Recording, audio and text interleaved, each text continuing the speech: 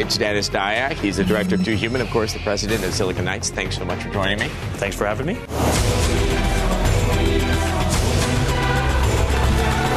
Too Human, its story. We're dealing with something that's rooted in some classic mythology that has quite a bit of a sci-fi cybernetic angle. Why did you decide to go in that direction? So what we did is we said, we want to retell Norse mythology exactly, but if we're going to do it from a science fiction perspective, how do we do this? If this was something that happened a long time ago, if technology is advanced enough, is indistinguishable from magic. So that was how we defined our gods. They're going to be so technologically advanced, they're going to seem superhuman or godlike to regular humans without the technology. And all the monsters became machines. So whether they're giants or some of the servants of hell, it's automatically a machine. So the first thing we did is say, okay, man versus machine. Everyone gets that. Everyone likes Viking, cybernetic gods, beating up robots. It's fun. But at the deepest level, and where I was inspired to first start thinking about this content, is the effects of technology on society, how they're both good and bad. And so we called the game Too Human because we want people to think about, at the deepest level, if you replaced your arm with a cybernetic arm, what would that mean to you as a human being?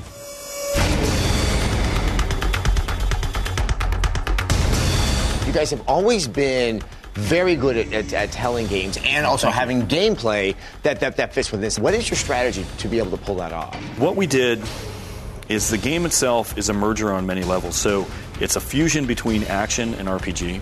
It's a fusion between mythology and science fiction. And when we're creating the gameplay, we wanted to really make sure that you felt like a Viking god when you were killing your enemies and sweeping through them with all your different weapons, whether you're using guns or whether you're using hammers or swords.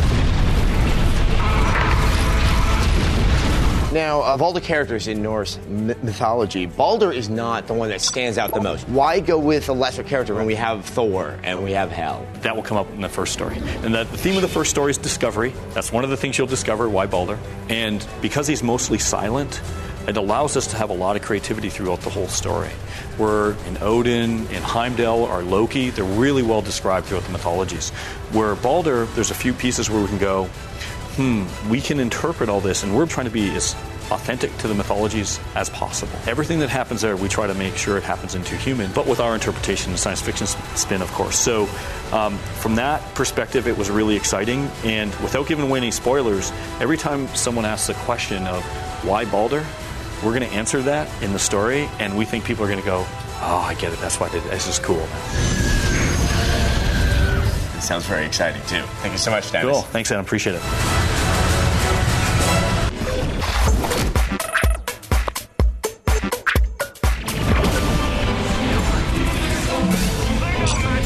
So the combat in the game, what is the player going to be doing that makes it so different from other action games? You know, that's one of the things that I think separates Too Human more than anything else. We want it to be an epic game where you're fighting mass armies of enemies. So we need you to feel like a god amongst men as you play Baldur. So a god amongst men should be able to destroy millions and millions of these. Stand and fight!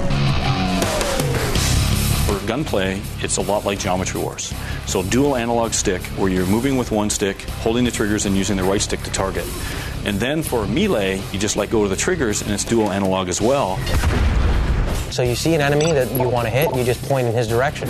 What you're actually doing is you're selecting the enemy and initiating the initial basic attack. So you'll hold in the stick. If you make contact with that enemy, you can actually continue to hold in the stick and go into a chain. You can then roll from that position or just let go and kind of re-tap from that position to go ahead and attack guys at different arcs. So you can go, from 12 o'clock to 6 o'clock to 9 o'clock and just go boom, boom, boom. So if you really want to do the best combos, you'll want to plan out where the enemies are going to be, where they are, and how you want to actually chain them and link them together. And one of the things that's actually really interesting about Too Human is we have a combo meter system that actually fuels essentially your spells. So even if you're a healer, you're going to need to fight and build up this combo meter in order to use those type of skills.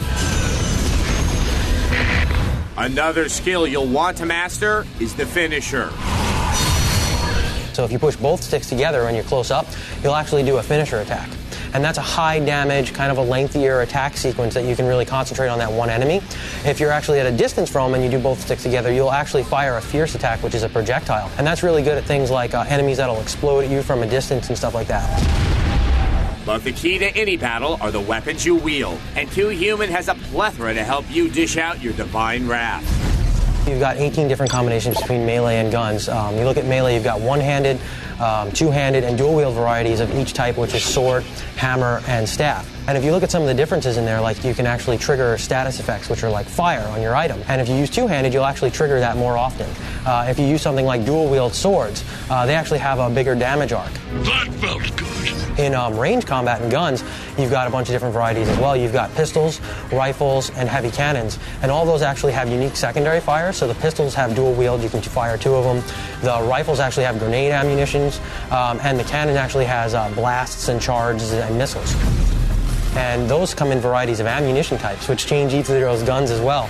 And when you look at this from a pure gameplay standpoint, because you might be saying, oh, you got all these combinations. Yes. What does that mean to me? You can look at something really awesome like the hammers juggle guys in a radius. You can juggle a guy up, hold him there with your laser gun, and smack him out of the air with melee. By combining devastating weapons with intuitive combat mechanics, Too Human promises to give us our fill of some epic Viking battles.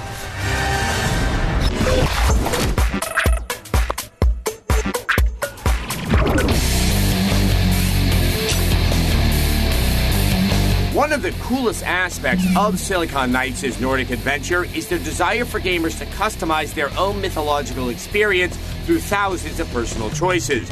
The most important decision facing players is what character class to suit up as. So the main class that we've shown probably the most is the champion. And it's easy to say he's a balanced type of class, but he has a very unique property in that he actually does the most damage and the most hits in the air. You've got the defender class. He's kind of he's a bit of your typical tank. He's got laser beam weapons as his default, which actually stop enemies on the spot. He can just take tons of damage. He also starts with the dual wield hammer and shield, which gives him the best armor in the game. You've got the commando class, which is almost a pure shooter. His initial payload is the rifle. He's got tons more ammo than other guys. He can reload significantly faster than other classes. He can shoot further than other classes. You've got your berserker class, and he's just a rabid Wolverine. He uses dual-wield swords, and he's just got really wide attack arcs, really, really fast, high-powered damage. But again, he's very light armored, so you've got to use a lot of stay-away techniques. You don't want to go toe-to-toe with the bigger enemies. And then the last class is the bioengineer. And because of the skill tree and how deep the skill tree is, you can have different makeups of class. You've got a path with a nice, very quick heal, and that path actually has a lot of skills that augment kind of support stuff. Well, then you've got another path that actually buffs all of his combat skills, and he's more like a paladin.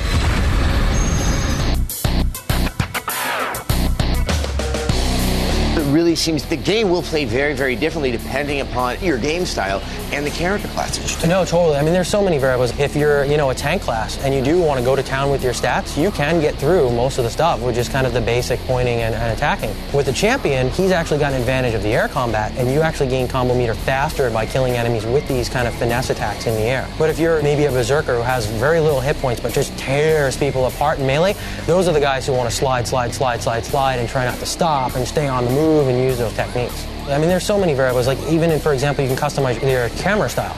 So if you want to play the commando class who's a shooter and zoom right in, right behind him and play it like a shooter, you can do that. Well, it also sounds like you can take down enemies in different ways. So if you look at the trolls, you've got some twitch to it, you've got some RPG to it. So if you take the laser, which is great because you can concentrate fire, you can actually hit the troll, blast all the different body parts, take them out, and blast right through him with a laser. If you're, say, the berserker who doesn't want to get as close, you can actually jump up, just air combat his chest piece, and then get behind him and go ahead and mount him and kill him with melee from behind.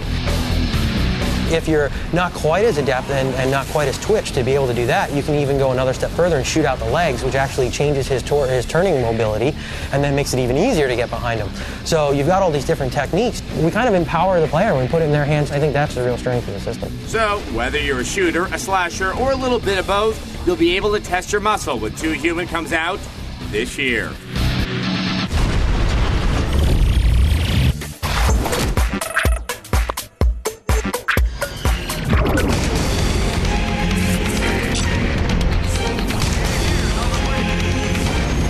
Too Human definitely has a very distinctive visual look to it, and you're trying to mix, ancient mythology with the cybernetic element. How do you try to strike that perfect balance there?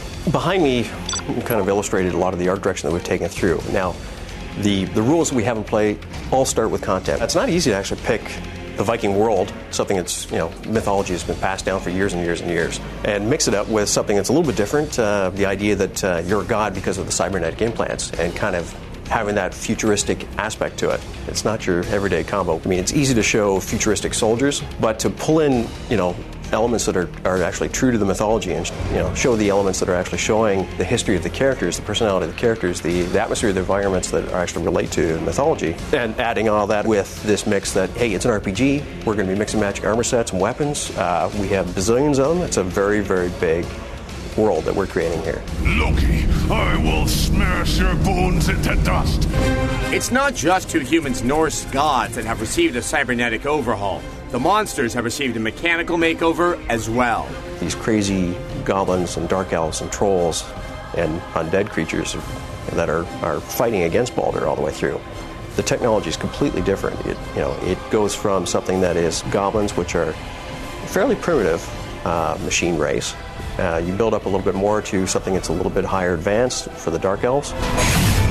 They're a little bit more, a little more fierce, certainly a little bit more to chew on. You've got big things like the trolls. It's the big-ass bugger that you're going to have fun trying to take down. And even the Nidhogg kind of technology that Hell has on these creatures that keep bringing back to fight, that is such a contrast from what clean technology the Aesir are using to create, cybernetic implants and essentially create gods from normal humans. There's more bad news for the cybernetic gods fighting to save this world. All those menacing machines of death they're battling are designed to upgrade throughout the game. So it goes to a bit of our philosophy too with the enemies. They evolve as you go on. And then all of a sudden enemies are starting to do different attacks. Or the goblin enemies that were a little bit benign towards the beginning of the game and they're attacking a little bit slower, a little bit less frequently, and maybe in packs of 3 or 4. Now all of a sudden these guys are ripping you apart. They're attacking in packs of like 5 and 6, and you got to really keep these guys off you. And maybe the stalls that you used to use to get behind the troll are gone, and now you have to shoot the legs. There's a lot of things like that that just constantly keeps you thinking. We want you to constantly feel like you're getting better, but in the same time that there's always more to learn. So for all you wannabe Viking gods, it's time to start cramming, because Too Human and its menagerie of mythical monsters is invading Midgard soon.